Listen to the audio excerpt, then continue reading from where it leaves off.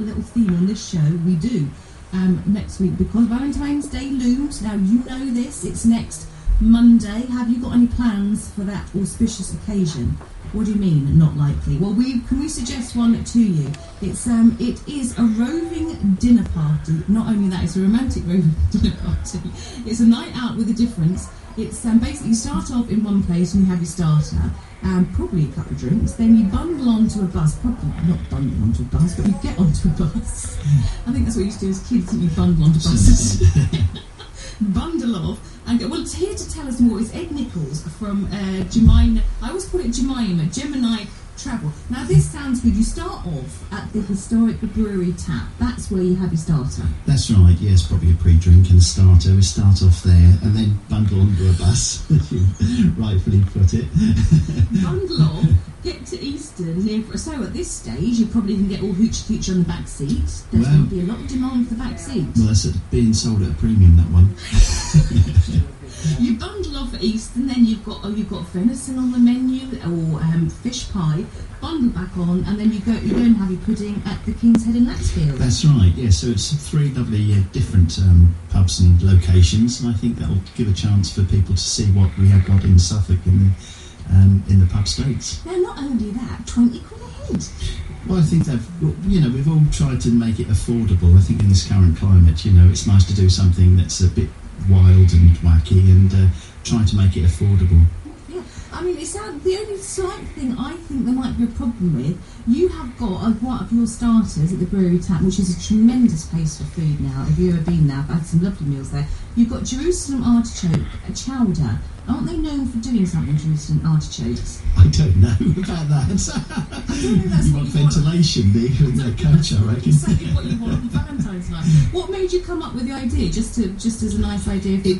So I mean, we've had done safari suppers and safari meals before in the past, and they proved very popular. And it's a way just to see different pubs, see what they have to offer, so that people can then actually go back to them once they do enjoy the meal. Yeah. Because the thing is, if it's Valentine's night, you probably want a couple of sherbets, a couple of drinks somewhere, don't you? And obviously you can't if you're driving, but if you let a coach driver to take up the challenge. That's quite correct. That is part of the reason that we do it for, is to get people just to relax and enjoy themselves for the whole evening, so they're not worried about having to drive home or anything like that. They've got a vehicle laid on for them. Is it quite a stretch to see a bus or a coach as a romantic vehicle?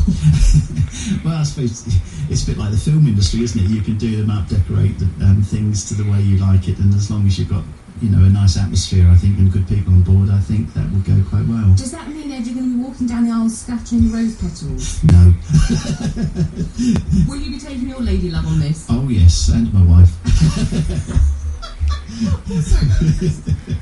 Okay, I mean, it's very well, is it? What other things have you got up your sleeve at the Gemini Travel? Yeah, we've also, I'm going to do a Suffolk Days Out exhibition at the Corn Exchange. I think one of the things is that everybody's getting quite worried about recessions and what's going to happen, and everybody says cut.